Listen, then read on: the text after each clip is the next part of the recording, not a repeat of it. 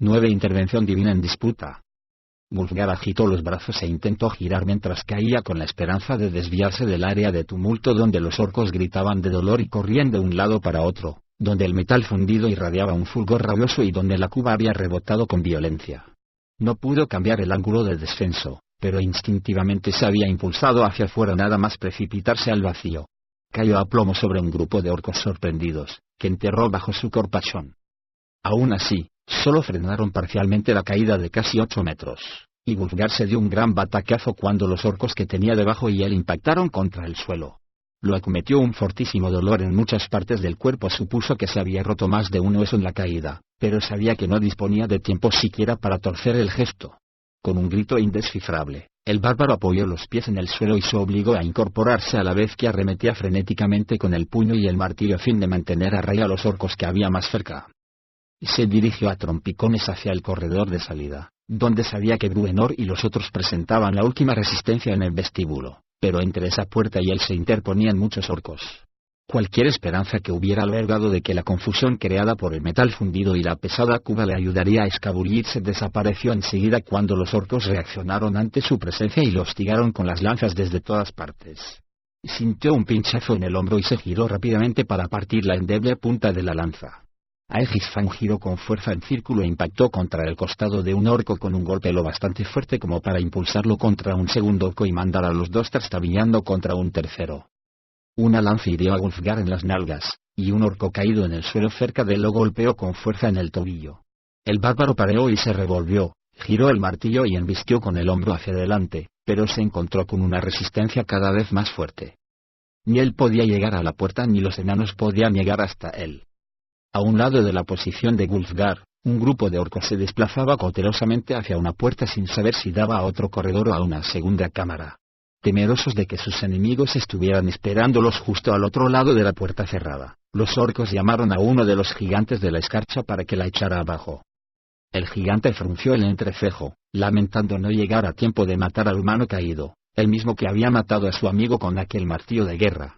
Pero al reparar en que los orcos señalaban una puerta con gestos excitados, enseñó los dientes, se agachó y emprendió una corta carrera. El gigante embistió con el hombro contra la supuesta puerta con la idea de hacerla saltar de los goznes e irrumpir en la otra cámara. Solo que no era una puerta ni había una cámara. Principalmente era acera con forma de puerta y no daba a un corredor ni a una cámara, sino que debajo había roca, una sección del muro que se había empapado concienzudamente con aceite de impacto. La falsa puerta cedió de forma violenta y la acera se desintegró con la fuerza de una repentina y devastadora explosión. La multitud de punzantes fragmentos de metal introducidos en la acera salieron disparados por el aire hacia el otro lado de la cámara. El gigante rebotó hacia atrás con una expresión de absoluta incredulidad en lo que le quedaba del rostro. El coloso mantuvo los brazos abiertos y bajó la vista hacia su cuerpo destrozado, hacia los trozos de gruesa ropa y piel desgarrados y colgantes desde la cabeza a los pies, hacia los regueros de sangre que manaba por todas partes. El gigante miró hacia atrás con aire desvalido y se desplomó, muerto. Y todos los orcos que había alrededor de la explosión de metralla devastadora se desplomaban, aullaban y morían. Al otro lado del extremo oriental del gran vestíbulo, el combate se detuvo, y enanos y orcos por igual se volvieron para contemplar boquiabiertos la franja de muerte que la puerca explosiva había abierto en la línea de orcos y otro par de infortunados gigantes. No obstante, un único guerrero entre toda la multitud continuó luchando. Demasiado cegado por el dolor y la rabia para oír siquiera la explosión y los gritos, Wulfgar cobró velocidad al mismo tiempo que golpeaba con desenfreno y gruñía como un animal porque ni siquiera le quedaba sensibilidad para invocar el nombre de su dios. Avanzaba por igual a trompicones y chocando de forma intencional contra las líneas de los distraídos orcos. Apenas se oyó el siguiente estruendo, aunque la repentina sacudida casi lo tiró al suelo cuando un enorme pedrusco impactó detrás de él, aplastó a un orco y atrapó parcialmente a un segundo. Si se hubiera vuelto, si sus sentidos no hubiesen estado hechos trizas por el dolor físico y emocional, Wulfgar habría reconocido aquel pedrusco en particular. Pero no miró atrás, solo siguió adelante. Con ayuda de la distracción proporcionada por la explosión de la puerta falsa, se las arregló para abrirse paso hasta las filas de Bruenor. Los enanos salieron a su encuentro y lo rodearon con los brazos amorosos de una madre para conducirlo hacia su posición y meterlo en el túnel el primero. «Deprisa, llevadlo junto con los clérigos», ordenó el rey enano en el momento en que por fin tuvo oportunidad de echar un buen vistazo a su hijo adoptivo. Puntas de lanzas y de flechas orcas sobresalían en el cuerpo del bárbaro por varios sitios, y eso solo representaba una parte de las heridas visibles del maltratado hombre. Bruenor sabía que Wulfgar debía tener otras tantas heridas que no se veían. El rey enano tenía que desechar el temor que sentía por su muchacho, y rápidamente, puesto que la retirada organizada estaba llegando a un punto crítico que requería una coordinación absoluta. Bruenor y sus guerreros siguieron presentando una pertinaz resistencia, sin embargo al mismo tiempo se iban desplazando hacia atrás en el inmenso vestíbulo y además cerraban filas a medida que se iban metiendo en el único corredor de salida. Los que ocupaban las primeras filas mantenían la formación a toda costa, pero los que se encontraban más alejados de la lucha se separaban y echaban a correr para dejar despejado el camino de huida que tendría lugar muy pronto. Más atrás, en espacios ocultos, los ingenieros ocupaban posiciones junto a los mecanismos de clavijas y manivelas. Bruenor estaba en el centro de la última línea de combate, cara a cara con los orcos hostigadores. Ese día su hacha añadió otras cuantas medias a las que ya tenía cuenta de romper cráneos orcos. Con cada paso que retrocedía, el rey enano tenía que poner freno a la ira que sentía por el hecho de que aquellas sucias bestias hubiesen entrado en su sagrado reino, y se tenía que recordar que volvería a caer sobre los invasores antes de que empezara un nuevo día. Cuando su línea pasó del punto señalado, Bruenor gritó, y a su voz se unieron los gritos de todos los que lo rodeaban. Los ingenieros sacaron las clavijas e hicieron caer literalmente el techo del corredor desde su posición hasta el umbral conectado al vestíbulo.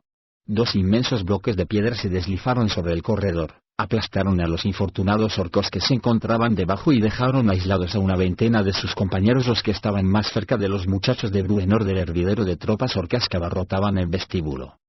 Los encorajinados enanos dieron cuenta de ellos en un visto y no visto. No obstante, la alegría de Bruenor por el éxito de la evacuación y por la noticia de que las heridas de Wulfgar no eran muy graves duró poco.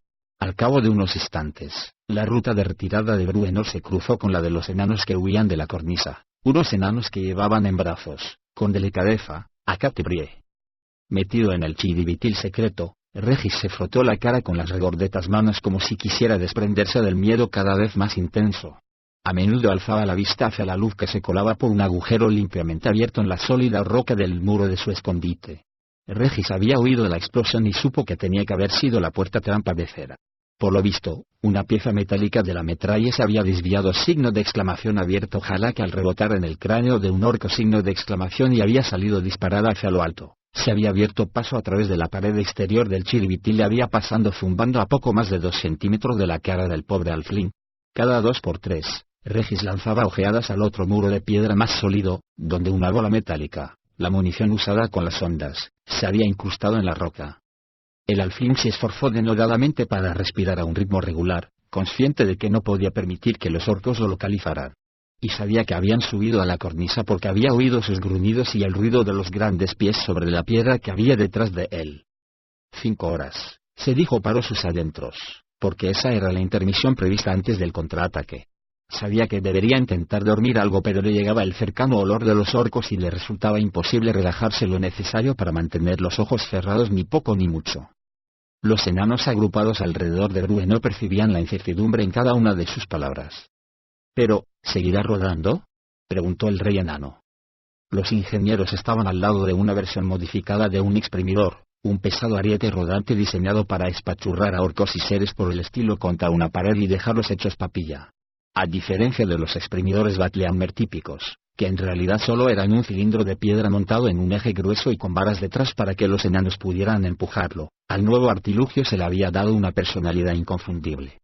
Obra de Piquel Rebolludo, la talla de madera o semejanza de enanos sobre jabalís de batalla sobresalía delante de la estructura principal del ariete de 1 tonelada de peso, y debajo de las figuras había un faldón de metal que se abría en abanico como si fuera proa de un barco. Nanfogle lo llamaba atrapaorcos y estaba pensado para penetrar en cuña entre una horda de enemigos como una punta de lanza y arrojarlos a los lados.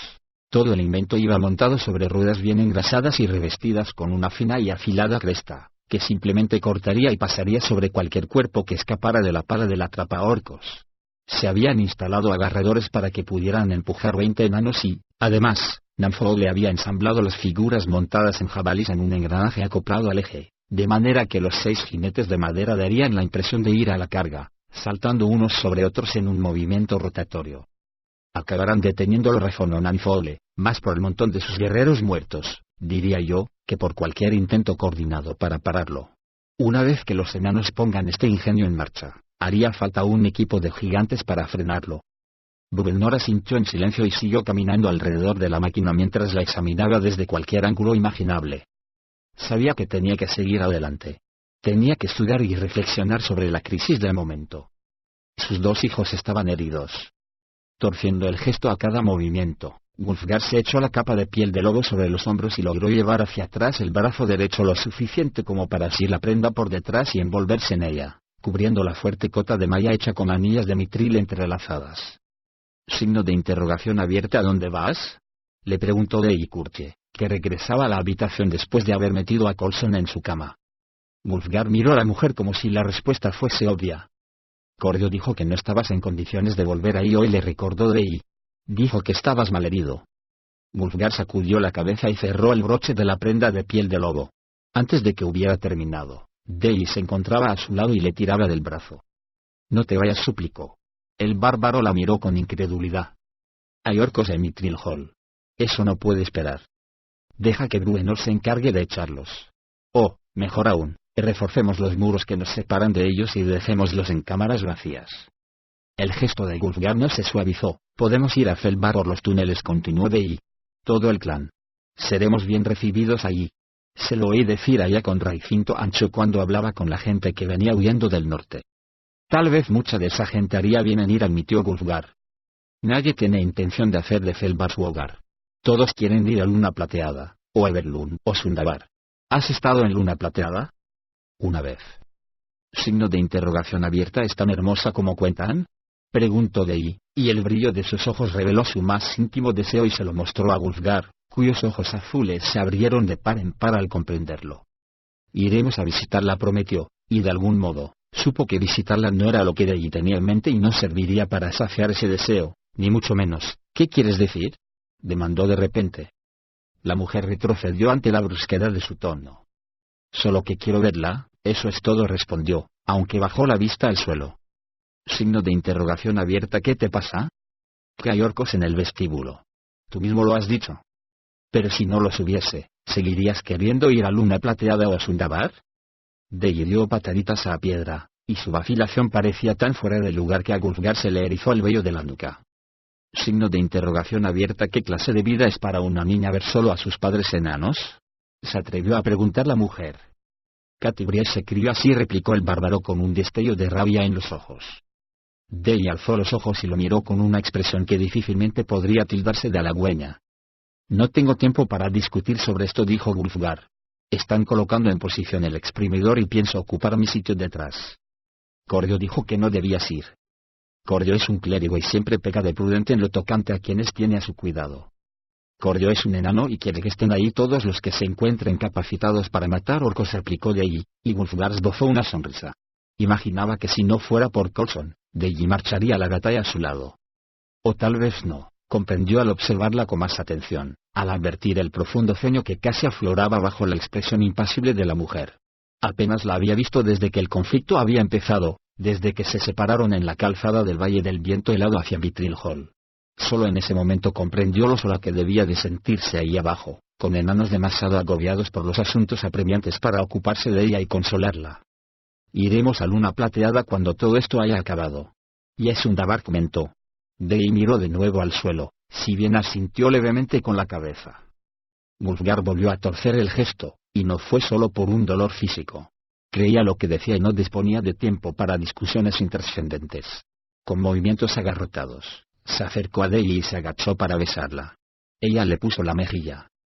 Sin embargo, cuando hubo salido de la habitación, Wulfgar el guerrero, hijo de Beornegar, hijo de Bruenor, defensor de Mithril Hall, había apartado de su mente a Dei y sus preocupaciones. Signo de exclamación abierta. Hemos abierto brecha en el reino subterráneo, gritó Tsinka. Obouls no vio con sorna al pensar que la hechicera había olvidado cómo hablar sin alzar la voz varias octavas. A su alrededor los orcos vitoreaban y saltaban mientras agitaban los puños en un gesto desafiante. El gran vestíbulo estaba en su poder, así como un complejo de cámaras al norte y al sur de la inmensa sala de la entrada. El corredor oriental había sido sellado con grandes bloques de piedra, Sin embargo, si habían sido capaces de echar abajo las magníficas puertas occidentales de Mithril Hall, ¿alguien creería que las improvisadas barreras supondrían un obstáculo significativo? A su lado pasaba una fila de orcos que cargaban con compañeros muertos para sacarlos al Valle del Guardián, donde los amontonaban en una pira gigante para quemarlos. La hilera parecía interminable. En unos pocos minutos de combate en el vestíbulo, la lluvia mortífera desde arriba y la enconada defensa de los enanos abajo habían acabado con la vida de 300 orcos. Muchos habían caído víctimas de trampas, incluida la devastadora explosión cuya fuente aún no había logrado discernir Obould. El rey orco se preguntó qué otros trucos tendría guardados en la manga Bruenor Battlehammer. ¿Acaso todo ese sector de Mithril Hall estaba preparado para saltar por los aires como la cresta del risco al norte del Valle del Guardián? ¿Habían matado siquiera enanos en la lucha? Obould estaba seguro de que habían acabado con unos cuantos, por lo menos, pero la retirada organizada por sus enemigos había sido tan coordinada que no habían dejado atrás ni un solo cadáver. A su lado, Sinka seguía parloteando en tono estridente y relataba los acontecimientos dándoles un toque heroico. Habló de la gloria de Grumps y de la inminente expulsión del clan Battlehammer de su hogar ancestral, y todos los orcos que estaban cerca de ella se pusieron a gritar con el mismo entusiasmo y el mismo júbilo. Obould habría querido estrangular a la chamana. La voz de Hertioresdot, obviamente en absoluto satisfecha con la marcha de los acontecimientos, lo distrajo del maníaco clamor. Habían muerto 4 gigantes en la batalla y otros 2 estaban gravemente heridos, y Herti nunca aceptaba bien la pérdida de sus preciados semejantes. Aunque empezaba a estar harto de los constantes lamentos de Herti, Obould sabía que necesitaría tanto a la giganta como a sus tropas si quería internarse más en el reino subterráneo, e incluso si quería seguir manteniendo las posiciones a lo largo del río Surbrin. Aunque odiaba admitirlo, la visión que tenía entonces de su reino también incluía a Hertioresdot. El rey orco se volvió a mirar a Tsinka. ¿Sabría intuir siquiera las dificultades que los aguardaban? ¿Entendía acaso que no podían perder orcos a cientos en cada cámara conquistada hacia el interior de Mithril Hall? ¿O que incluso si lograban expulsar a los Battlehammer a costa de un precio tan horroroso, la ciudadela Felbar y la de Alvar, y las ciudades de Luna Plateada y Evelyn se echarían sobre ellos de todas? Signo de exclamación abierta. Grumps. Grumps. Grumps. Empezó a enconar Tsinka, y los orcos que estaban cerca de ella la corearon a voz en cuello. Signo de exclamación abierta. Grumps. Grumps. Grumps. El sonido se coló en el chiribitil por el agujero y reverberó en las piedras hasta colmar el hueco y atestar los oídos del pobre Regis. Parecía que la nación orca al completo se hubiese aposentado en los hombros del alfil para celebrar su victoria, y Regis, en un acto reflejo, se hizo un ovillo y se tapó las orejas. No obstante, a pesar de ello, el volumen pareció incrementarse cuando los orcos empezaron a patear siguiendo el ritmo de los gritos y todo el inmenso vestíbulo tembló con el entusiasmo colectivo. Regis se enroscó más aún en un intento de aislarse del ruido. Casi esperaba que Grumps entrara en el vestíbulo y alargara la mano hacia su escondrijo para sacarlo de allí. Los dientes le castañeteaban de tal modo que le dolía la mandíbula y los oídos le pitaban por el estruendo. Signo de exclamación abierta. Grumps. Grumps. Grumps. Se sorprendió chillando para contrarrestar el espantoso sonido. Su reacción de pánico fue una suerte para los defensores de Mithril Hall, considerando que el alfil se quitó las manos de las orejas para taparse la boca justo a tiempo de percibir un sonido diferente como fondo de la salmodia. Cuernos enanos, de timbre grave y ronco, tocaban en algún punto más profundo del complejo. A Regis le costó unos segundos captar su sonido, y otro par de segundos más identificar la señal. Asó el pasador de la palanca con las 2 manos y tiró de la manivela hacia atrás. La sostuvo en esa posición mientras contaba hasta 2, y después la empujó hacia adelante. La rueda giró durante esos 2 segundos mientras la cuerda se desenrollaba por la parte alta del chiribitil a lo largo de la tubería sujeta al techo. Fuera, en el gran vestíbulo, el ingenio con forma de paraguas descendió y después se frenó de repente, con un seco tirón, cuando el alfil volvió a introducir el pasador y movilizó la manivela. El tirón quebró los ejes que sujetaban las distintas capas del tanque con forma de cuenco y las invirtió una tras otra al mismo tiempo que la totalidad del ingenio, reaccionando al movimiento de la gruesa cuerda que se desenrollaba, empezaba a volcarse. Las esferas de cerámica salieron rodando por el centro a lo largo de acaneladuras en el metal trazadas de manera que viraban hacia arriba en curvas de distinta altura. Con el movimiento giratorio y los distintos ángulos de salida, las esferas rodantes saltaban del ingenio de un modo muy bien calculado para extender el bombardeo a la mayor área posible. Todas las esferas de cerámica iban cargadas con una de las 2 mezclas. Unas estaban llenas de las mismas piezas de metal afiladas y el mismo aceite de impacto que había volado la puerta de cera, en tanto que otras contenían un mejunje más sencillo, de líquido volátil, que explotaba al entrar en contacto con el aire. Detonaciones de metralla y de pequeñas bolas de fuego estallaron entre toda la multitud de orcos.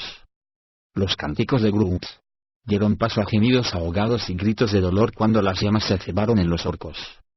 1.000.000 de heridas y unas pocas muertes era como Iván Rebolludo y Namfol el Gnomo habían explicado acertadamente los efectos del ingenio con forma de paraguas a Bruenor y a los demás. Y eso era exactamente lo que Bruenor quería. Los enanos del clan Batleamer conocían a los orcos lo suficiente como para saber el nivel de caos y terror que habían originado con el ingenio. Mientras, en una zona más adentrada del complejo, se tiraba de enormes palancas que eran versiones mayores de la usada por Regis y que liberaban contrapesos inmensos encadenados a los bloques que se habían dejado caer para cerrar los túneles que conectaban con el vestíbulo. El primer movimiento llegó de la parte trasera de la línea enana. Metiendo el hombro, los enanos gruñeron y empujaron hasta conseguir que el gigantesco exprimidor echara a rodar. Sus esfuerzos tuvieron mucho mejor resultado cuando Wulfgar apareció entre sus filas y ocupó su puesto en los agarradores altos que se habían instalado para él. Signo de exclamación abierta. Vamos, vamos, vamos. Gritaron los jefes militares a la primera línea de enanos mientras el exprimidor rodante aparecía retumbando pasadizo adelante. La unidad de vanguardia, montada en cerdos de guerra, salió a toda velocidad delante del exprimidor y cargó por el túnel cuando los bloques empezaban a subir. A su lado, Pique el Rebolludo movió los dedos de una mano en un gesto espectacular y conjuró una niebla que, como si se alzara de las propias piedras, oscureció el aire al final del corredor y en las zonas del vestíbulo más cercanas al acceso. Al otro lado del bloque de piedra, el caos se reinaba en el vestíbulo. Docenas de pequeños fuegos hacían correr de aquí para allá a los orcos. Otros se retorcían frenéticamente de miedo y dolor. Sin embargo, algunos vieron la carga que les venía encima y bramaron órdenes para presentar una formación defensiva. Los enanos montados en los cerdos de guerra elevaron gritos a Moradin y espolearon sus monturas para que corrieran más deprisa, aunque luego, al aproximarse al umbral del corredor, aflojaron de repente el paso y tiraron de las riendas. Se desviaron a la vez y se deslizaron hacia los numerosos huecos que jalonaban el corredor. No obstante, los orcos más próximos al túnel seguían viendo una carga de enanos montados, o eso les parecía, porque con la niebla no discernían realmente la diferencia entre cerdos de verdad y las figuras talladas en la parte delantera del exprimidor. Así pues, dispusieron las lanzas y se colocaron en una estrecha formación para afrontar la carga, y los barrió el tonelaje de la máquina de guerra enana. Wulfgar y los enanos irrumpieron en el vestíbulo abriéndose paso y lanzando orcos a los lados con desenfreno.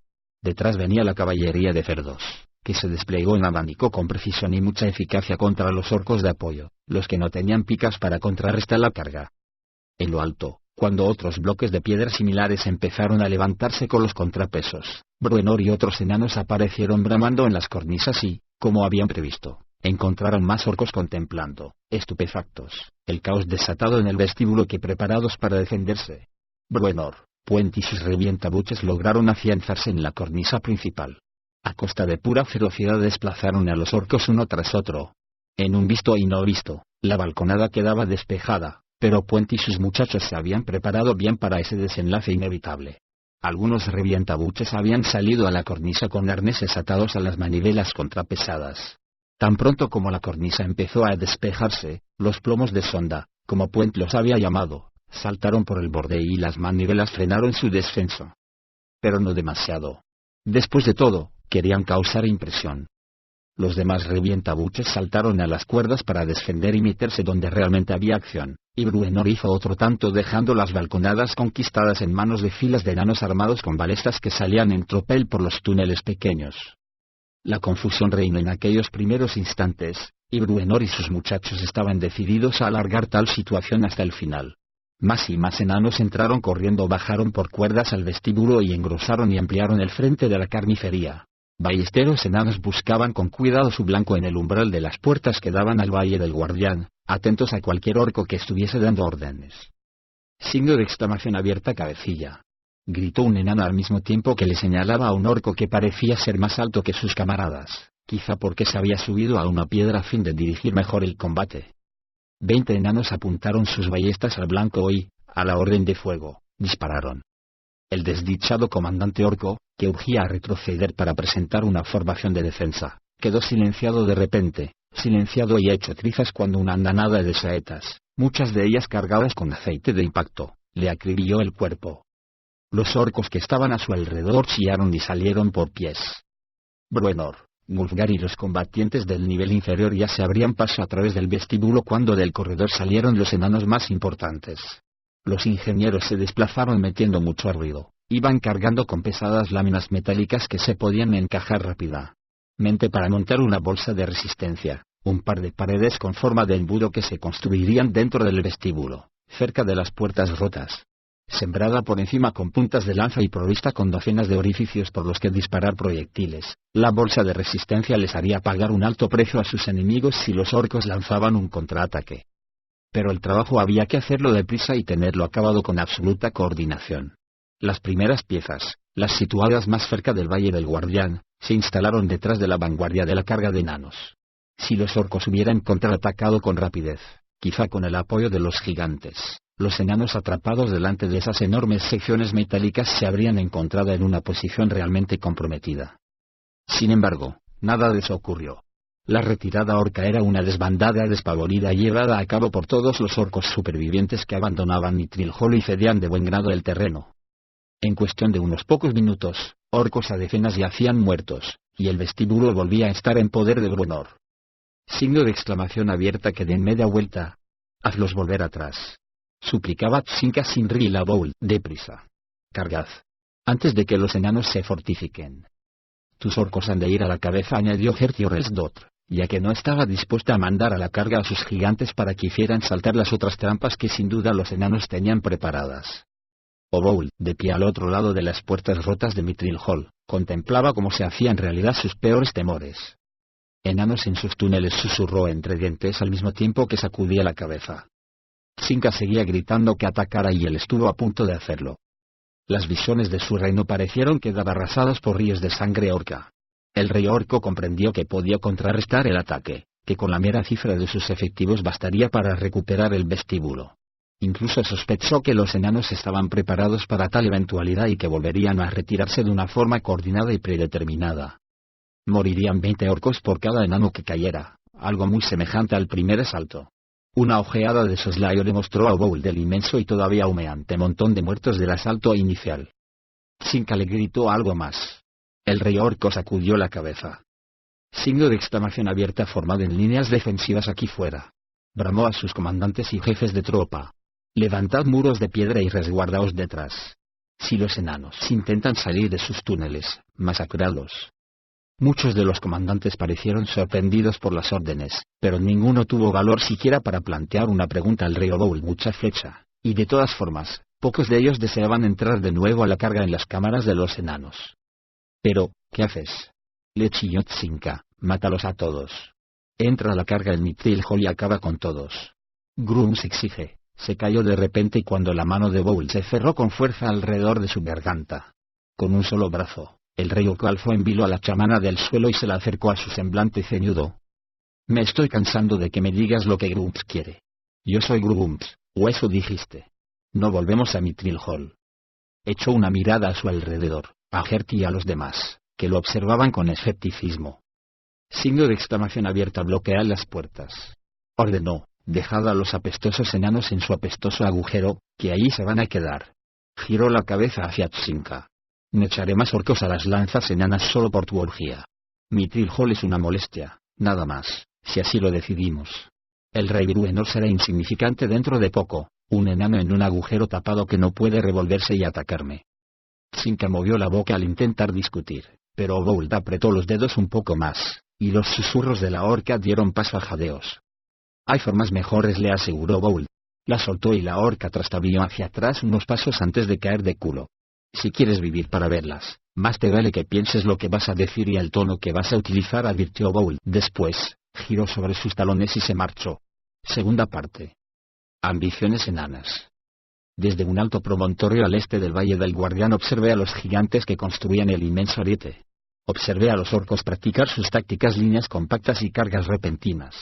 Oí el espantoso clamor, los gritos encarnizados pidiendo sangre enana y cabezas enanas, los gritos crueles de la ansia combativa. Desde ese mismo risco contemplé como una fila de gigantes tiraba hacia atrás del enorme ariete y después lo soltaba para que impactara con violencia en la base de la montaña en la que me encontraba, contra los portones metálicos de Mithril Hall. Sentí temblar el suelo bajo mis pies. El retumbo estruendoso reverberó en el aire.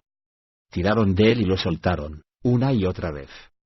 Entonces, los gritos resonaron en el aire y la carga salvaje comenzó.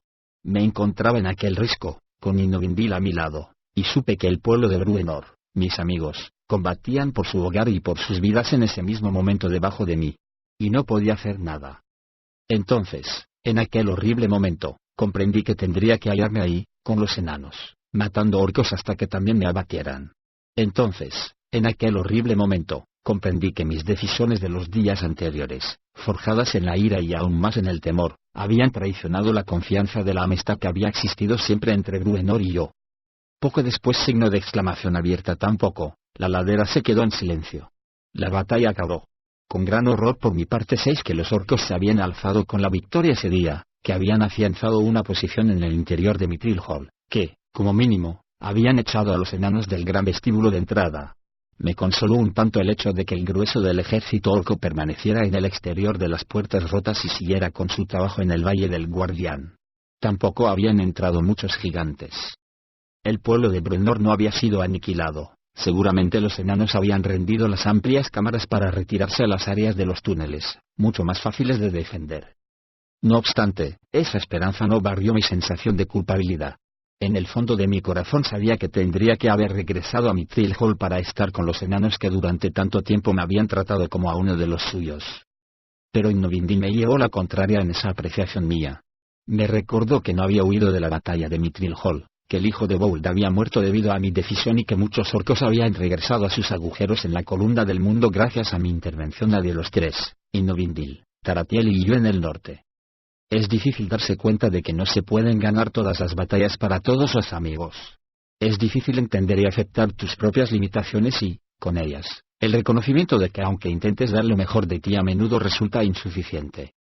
Y fue entonces, en ese momento y en esa situación, en aquella ladera desde la que contemplaba la batalla, en aquel momento en el que todo parecía más negro, cuando empecé a aceptar la pérdida de Bruenor y la de los otros. Oh, el vacío de mi corazón no se cerró. Nunca lo hará. Lo sé y lo acepto. Pero de lo que me desprendí entonces fue de mi sentido de culpabilidad por presenciar la caída de un amigo, mi sentido de culpabilidad por no haber estado ahí para ayudarlo o para sostener su mano en el último momento. La mayoría de nosotros conocerá la pérdida de un ser querido a lo largo de nuestra vida. Para un elfo, ya sea Drow de la Luna, salvaje o Variel, que vive cientos de años, esto es algo inevitable, ya sea la muerte de un padre, un amigo, un hermano, un amante, incluso un hijo. El dolor profundo es a veces la inevitable realidad de la existencia consciente. Cuanto menos tolerable será, pues, una pérdida si la agravamos al incorporarle un sentimiento de culpabilidad. Culpabilidad. Es el sentimiento que emerge con más facilidad. Y el más insidioso. Está enraizado en el egoísmo de la individualidad, aunque en la gente bondadosa, por lo general, encuentra su origen en el sufrimiento de otros. Lo que entiendo ahora, como no había entendido antes, es que la culpabilidad no es la fuerza impulsora de la responsabilidad. Si actuamos correctamente porque nos da miedo cómo nos sentiremos si no lo hacemos así, entonces es que en realidad no hemos llegado a separar los conceptos del bien y del mal. Porque hay un nivel por encima de eso, un entendimiento de comunidad, amistad y lealtad. Yo no he elegido estar con Bruenor o con cualquiera de mis otros amigos para aliviar un sentimiento de culpabilidad.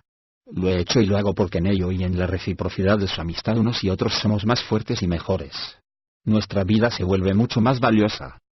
Lo comprendí un día funesto, de pie en la ladera rocosa de una montaña, mientras veía a unos monstruos echar abajo la puerta de un lugar que había sido mi hogar mucho tiempo. Echo de menos a Bruenor y a Wulfgar, a Regis y a Catibrie. Mi corazón los llora y los añora cada minuto de cada día, pero acepto la pérdida y no soporto ninguna carga personal por ella salvo la de mi propio vacío. No les di la espalda a mis amigos cuando más me necesitaban, aunque no estaba todo lo cerca de ellos que hubiera querido.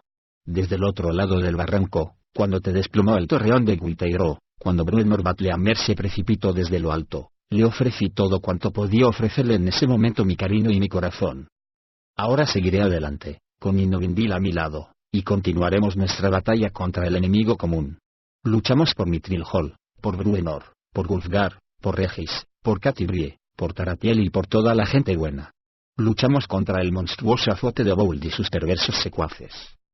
Al final, ofrecí a mis amigos caídos mi cariño y mi corazón. Ahora les prometo mi eterna amistad y mi determinación de seguir viviendo de un modo que haga que el rey enano me mire fijamente, ladeada la cabeza y con la típica expresión escéptica por una u otra acción mía. Condenado elfo, repetirá a menudo mientras me observa desde los salones de Moradin. Y lo oiré, y oiré a todos los demás porque siempre están conmigo y son una parte y no pequeña de Drift Durden. Porque mientras suelto y los dejo ir descubro que los estrecho con más fuerza, pero de un modo que me hará alzar la vista hacia los imaginados salones de Moradin y a los rezongos susurrados de un amigo perdido, y sonreiré. Drift Durden. 10. Un giro inesperado. Oyó el toque de un cuerno en alguna parte recóndita de su mente y el suelo empezó a temblar bajo él. Sacado bruscamente de la ensoñación, el estado de meditación de los elfos semejante al sueño, Drift Durden abrió repentinamente los ojos color lavanda. En un movimiento que parecía tan fácil como su parpadeo, el drow se incorporó de un salto mientras, con un gesto instintivo, sus manos se dirigían hacia las cimitarras colgadas a las caderas. Alrededor de un peñasco que actuaba como pantalla para el viento en el campamento al aire libre, sin techo, apareció Inovindil a paso rápido. Bajo sus pies la montaña temblaba. A un lado, Crepúsculo piafó y relinchó. ¿Los enanos?, preguntó la elfa. Esperemos que sean ellos, contestó Drift, porque no quería ni pensar la infernal destrucción que aquella sacudida podría estar causando al clan Batleamer si era obra de los secuaces de Obould. Los dos bajaron a todo correr por la rocosa ladera. Ninguna otra raza podía haber igualado el paso de los veloces y ágiles elfos, drow y de la luna. Corrieron codo con codo, saltando sobre peñas y salvando estrechas grietas, tan profundas que no se veía el fondo. Codo con codo superaron todas las barreras naturales. Drift izaba a Inovindil por encima de un bajo muro de piedra y ella se volvía para tenderle la mano y tirar de él hacia arriba. Corrieron ladrillo abajo ayudándose el uno al otro. Llegaron a una cuesta de declive suave y prolongado que acababa en un tajo vertical, pero en lugar de frenar la veloz carrera a medida que se acercaban al precipicio, agacharon la cabeza y aceleraron. Al final de la cuesta, asomado al precipicio, crecía un pequeño árbol, y la pareja llegó a él con una ligera diferencia. Drift saltó y giró, situándose con el torso en horizontal. Se agarró al árbol con los brazos extendidos y viró alrededor valiéndose del impulso para desviarse hacia el lado opuesto. Inovindil lo siguió con un movimiento semejante, y los dos continuaron corriendo por la cornisa. Se dirigieron hacia el mismo balcón natural desde el que habían presenciado el asalto de Bould a Mithril Hall, una roca alta y lisa en el saliente occidental que les permitía otear la mayor parte del valle, a excepción de la zona que estaba junto a las grandes puertas del reino subterráneo.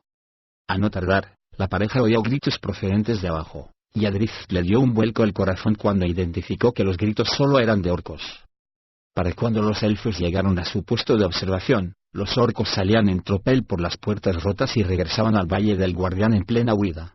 Las llamas, que habían hecho presa de algunos, irradiaban un brillo anaranjado bajo la menguante luz diurna, otros avanzaban a trompicones, obviamente heridos. Los enanos contraatacan, observó Inovindil. Las manos de Drift fueron hacia las empuñaduras de las cimitarras e incluso dio un paso, pero la elfa lo agarró por el hombro y lo hizo detenerse.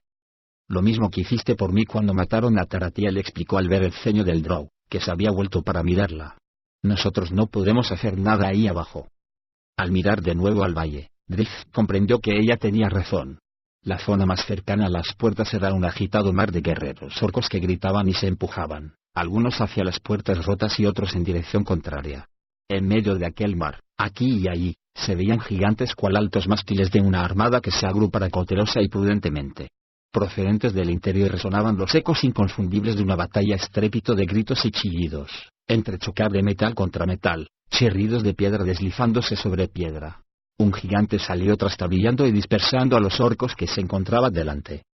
Arriba, en la roca, Drift se golpeó la palma de la mano con el puño en un gesto de victoria porque enseguida resultó evidente que los enanos ganaban la batalla, que estaban desalojando sin contemplaciones de Mithril Hall a los secuaces de Obould. Ceden terreno, dijo Inovindil. Drift se volvió y vio que la elfa se había desplazado un buen trecho, que incluso se había descolgado por el borde de la roca lisa para obtener una vista aún mejor. Signo de exclamación abierta. Los enanos se han hecho con el control de las puertas, informó a gritos. Drift volvió a golpearse la palma con el puño y felicitó en silencio a los súbditos del rey Bruenor.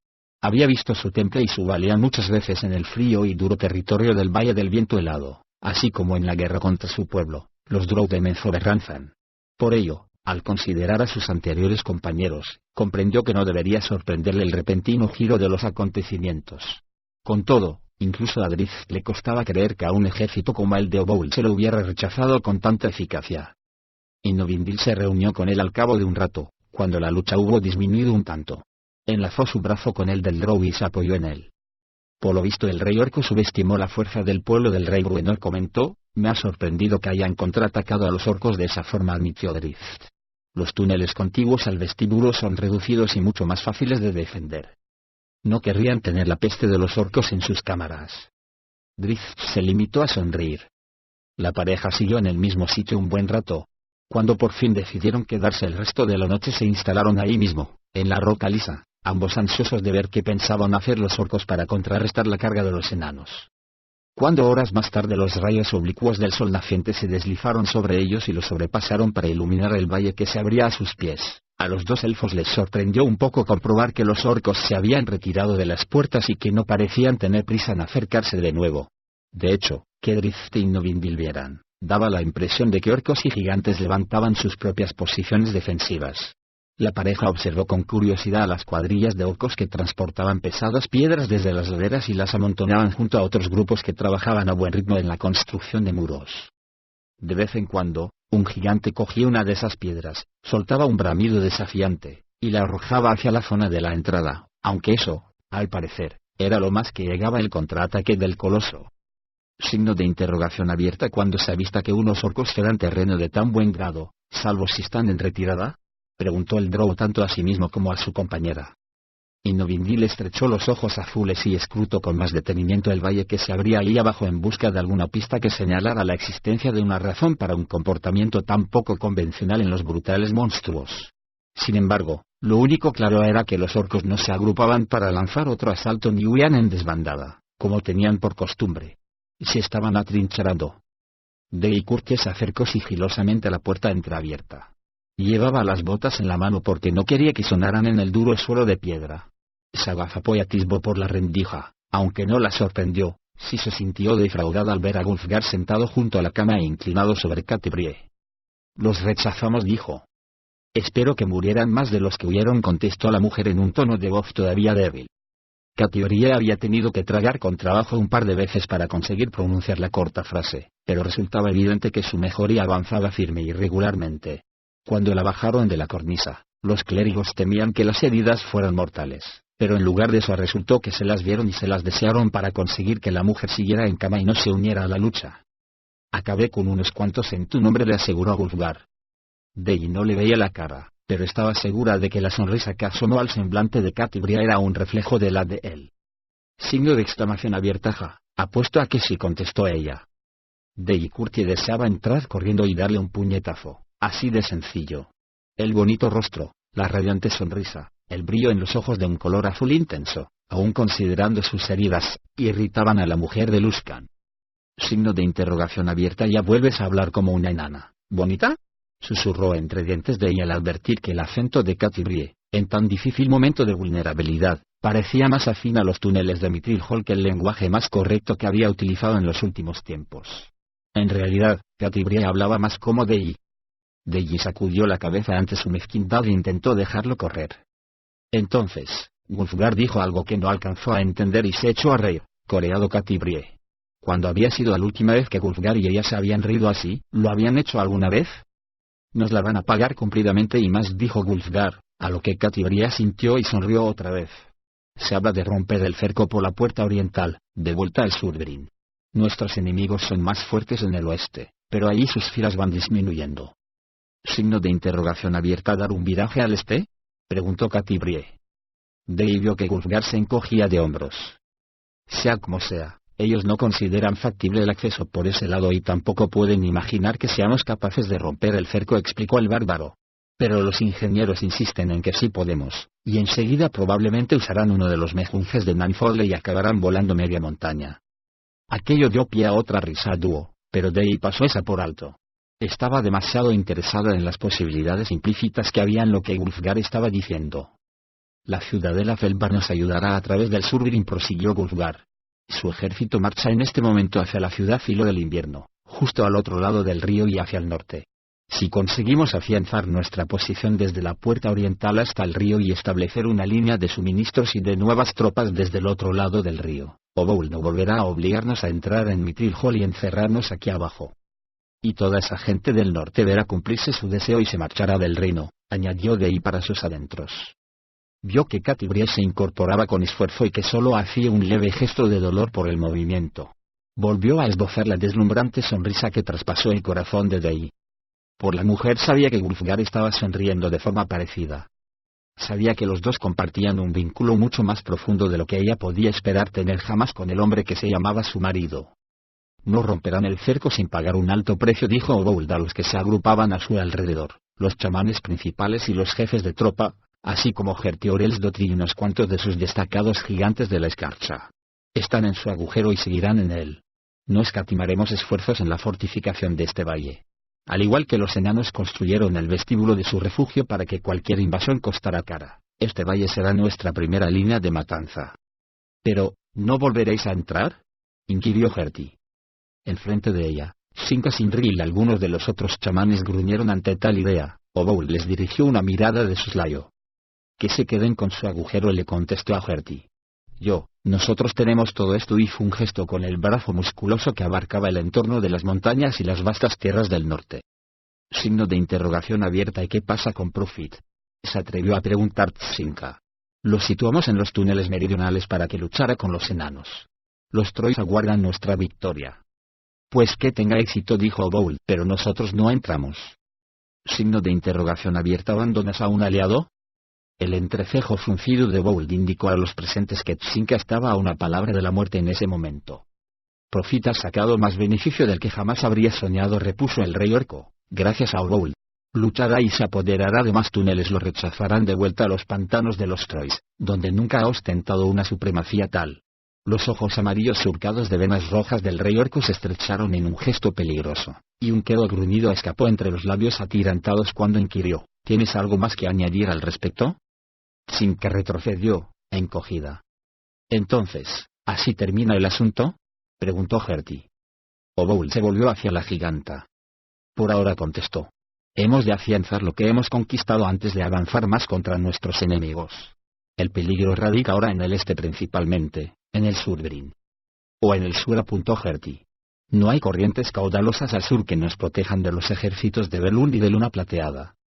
Si nos atacan desde el sur, la intervención de Profit nos dará el tiempo que necesitamos, explicó Obould. Los enemigos que hemos de esperar son Advar y Felbar. De enano a enano. Si consiguen abrir brecha en el Survin, intentarán cortar en dos nuestras líneas. No olvides los túneles, añadió uno de los ayudantes de Herti. Los enanos conocen bien las capas altas de la antípoda oscura. Podríamos encontrarnos con ellos saliendo por agujeros en mitad de nuestro campamento. Todas las miradas se volvieron hacia el seguro Obould, que pareció aceptar y apreciar la advertencia. Haré construir una torre de vigilancia en cada colina y una muralla en cada paso. No habrá ningún reino mejor fortificado y mejor preparado contra los ataques, ya que ningún reino está tan rodeado de enemigos. Cada día que pase se consolidará un poco más el dominio de Obould, el reino de Flecha Oscura. Caminó muy erguido entre los reunidos. No bajaremos la guardia. No desviaremos los ojos de nuestro objetivo ni usaremos las armas los unos contra los otros. Nuestras filas se engrosarán. Desde cada agujero de la columna del mundo y más allá vendrán a unirse al poder de Grumps y la gloria de Obould. Herti también mantenía una pose erguida, aunque solo fuera para empequeñecer al pomposo orco. Mías serán las estribaciones hasta los pantanos de los Troys y tú tendrías la columna del mundo, le aseguró Obould. La riqueza fluirá hacia el norte como pago por tu alianza. El feo orco sonrió enseñando los dientes y dio una fuerte palmada. Al instante, desde un lado de la reunión, se acercó un grupo de orcos que traía un Pegaso al que habían atado las patas con una maniota. No es una montura adecuada, le dijo a Herti. Se trata de una bestia estúpida y poco fiable. Para el rey Obould, un grifo, quizá, o un dragón, sí, eso me gustaría. Pero no una criatura tan blanda y delicada como esta. Miró a su alrededor. Se me pasó por la cabeza comérmela, bromeó, y todos los orcos soltaron risitas, pero observé la expresión intrigada de tus ojos, Hertiorelsdottir. Nuestra percepción de la fealdad y la belleza difiere. Sospecho que consideras a esta bestia muy hermosa. Gertie lo miró con escepticismo, como si esperara que echase a andar y cortara en dos al Pegaso. Tanto si te parece hermosa como si te parece fea, la bestia es tuya, dijo Oboul, que sorprendió a todos los orcos que estaban presentes. Tómala como un trofeo o como una comida, a tu arbitrio, y acéptala con mi gratitud por todo lo que habéis hecho aquí. Ninguno de los reunidos, ni siquiera los gigantes de la escarcha más amigos de Gertie, habían visto a Gertie tan perturbada, excepto en aquella ocasión en la que Oboul la superó en combate. A cada paso, el rey orco parecía desconcertar más a la dama Orelsdotr. Signo de interrogación abierta. ¿Te parece feo y por eso me lo ofreces? Demandó Gertie con aire reticente, farfullando la enrevesada refutación y, obviamente, sin mucho convencimiento. Oboul se molestó en contestar. Se quedó ahí, mirándola sin perder la sonrisa. Los vientos invernales empiezan a soplar en lo alto de las montañas, dijo torpemente Gertie. Nos tendremos que ir pronto de aquí si queremos ver el brialo antes de la primavera. Oboul asintió con la cabeza. Querría pedirte que dejases a algunos de los tuyos a lo largo del Surbin a mi disposición, durante esta estación y la siguiente. Seguiremos construyendo mientras las nieves del invierno protejan nuestro flanco. Para el verano, el río será impenetrable a ataques, y tus gigantes podrían volver a casa. La mirada de Gertie fue de Oboul al Pegaso varias veces antes de acceder. La ladera al sur de la reconquistada puerta occidental de Mithril Hall era más accidentada y menos escarpada que los riscos al norte de esa puerta o los que señalaban el borde septentrional del Valle del Guardián, por lo cual fue la ruta de aproximación que Drizzt y Novindil escogieron para descender. Al abrigo de la noche y moviéndose en silencio como solo los elfos sabían hacer, la pareja fue eligiendo el camino con cuidado a lo largo del peligroso descenso, acercándose palmo a palmo hacia Mithril Hall. Sabían que los enanos habían ocupado las puertas de nuevo porque, de vez en cuando, una bola de brea en llamas o una saeta gruesa lanzada por una gran ballesta surcaba el aire hasta chocar con las defensas del ejército agazapado de Oboul. Convencido de que podrían entrar en el reino subterráneo, Drizzt comprendió que se le habían acabado las excusas. Era hora de ir a casa y afrontar los demonios de la aflicción. En el fondo del corazón sabía que sus esperanzas quedarían defraudadas, que vería confirmada la verdad intuida. Había perdido a sus amigos y a unos pocos cientos de metros mientras escogía el camino entre las piedras o estaba aguardando la cruda realidad. Pero siguió adelante, con Innovindil a su lado. Habían dejado a Crepúsculo en la cumbre, no lo habían atado para que tuviera libertad de correr o de volar. El Pegaso esperaría o huiría si era preciso, e Innovindil estaba convencida de que volvería a encontrarlo cuando lo llamara. A unos 50 metros sobre el suelo del Valle del Guardián, la pareja se topó con un problema. Drizzt marchaba a la cabeza y descubrió que no había rutas fáciles hacia el pie de la ladera, tampoco había forma de que Innovindil y él llegaran abajo a cubierto. Tienen apostado un buen número de centinelas en alerta, susurró la elfa mientras se acercaba a él, agazapada. Más centinelas y más alertas de lo que me esperaba. Este comandante es astuto, convino Drizzt. Está dispuesto a que no lo pillen desprevenido. No podemos bajar por aquí, redujo Innovindil. Los dos sabían que se habían equivocado de camino. A cierta distancia hacia atrás había llegado a una bifurcación en el descenso por una especie de barranco. Una de las sendas bajaba casi en línea recta hacia el resalte situado encima de las puertas, en tanto que la otra trocha, por la que habían optado, viraba hacia el sur. Al mirar las puertas, la pareja alcanzó a ver el otro sendero, y parecía que los habría conducido bastante cerca del fondo para intentar una última y desesperada carrera hacia el complejo enano. Naturalmente se dieron cuenta de lo que pasaría si entraban. No tendrían nada fácil volver a salir. No nos dará tiempo de volver sobre nuestros pasos y bajar de nuevo por la otra senda antes de que el amanecer nos sorprenda, explicó Drizzt. Entonces, ¿lo intentamos mañana? Se giró y se encontró a Innovindil mirándolo fijamente, con un gesto muy serio. Si entramos, estaré abandonando a mi pueblo, dijo la elfa, cuya voz sonaba más queda incluso que los susurros con los que había conversado. Signo de interrogación abierta. ¿Y eso por qué? Signo de interrogación abierta. ¿Cómo volveremos a salir si no parece que haya una senda oculta hacia el suelo del valle? Encontraré la forma de que salgamos, aunque hayamos de trepar por las chimeneas de las fraguas de Bruenor, prometió el Drow, pero Innovindil no dejó de sacudir la cabeza mientras él hablaba. Ve tú mañana. Tienes que volver con ellos. Signo de interrogación abierta. ¿Solo? Preguntó Drizzt. No. Debes hacerlo, insistió la elfa. No podremos acercarnos a amanecer en un futuro cercano. La mejor posibilidad para el Pegaso podría ser una negociación entre Mithril Hall y Oboul. Posó la mano en el hombro de Drizzt y la subió para acariciarle la cara con suavidad, tras lo cual la retiró hacia la base de la nuca. Yo seguiré vigilando desde aquí, de lejos, lo prometo. Sé que volverás y quizá entonces tengamos medios para recuperar al amigo y montura de Taratiel. No puedo permitir que Oboul detenga más tiempo a una criatura tan maravillosa. De nuevo la mano delicada subió para acariciarle la mejilla. Debes hacerlo. Por ti y por mí. Y por Taratiel. El drow asintió con un cabeceo. Sabía que ella tenía razón. Empezaron a subir por la senda que habían utilizado, con la idea de volver al campamento escondido y después tomar la ruta alternativa cuando el sol empezara a meterse otra vez por el horizonte occidental. La noche reverberaba con el sonido de martillos repicando y piedras rodando, tanto dentro del complejo enano como fuera, en el valle del Guardián, pero fue una noche sin incidentes para la pareja de elfos, tendidos el uno junto al otro bajo las estrellas y el frío viento otoñal.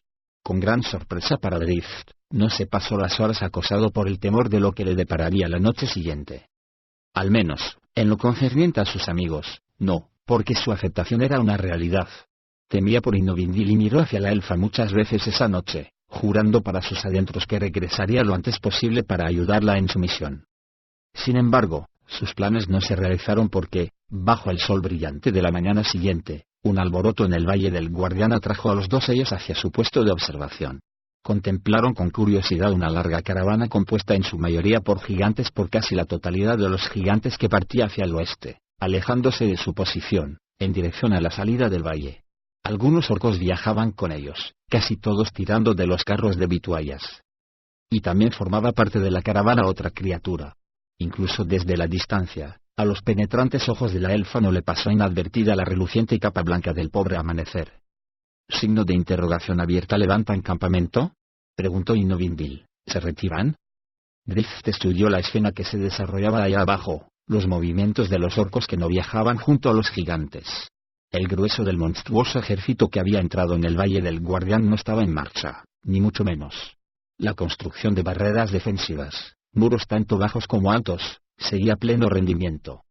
Oboul no abandona el campo, observó el drow, pero da la impresión de que los gigantes se han cansado de luchar o que en alguna otra parte se los necesita mucho más que aquí. Sea como sea, se llevan algo que no les pertenece, dijo la elfa. Y vamos a recuperarlo, juró Drift. Bajó la vista hacia la senda que lo conduciría a las puertas occidentales de Mithril Hall, la que había decidido recorrer esa misma noche para zanjar el pasado y mirar hacia el futuro. Echó otra ojeada al oeste y a la caravana, y supo que esa noche no pisaría la senda hacia la puerta. No necesitaba hacerlo. Miró a su compañera y le dirigió una sonrisa segura para demostrar que se sentía bien y que estaba preparado para ponerse en marcha. Que estaba dispuesto a llevar a Amanecer de vuelta a casa.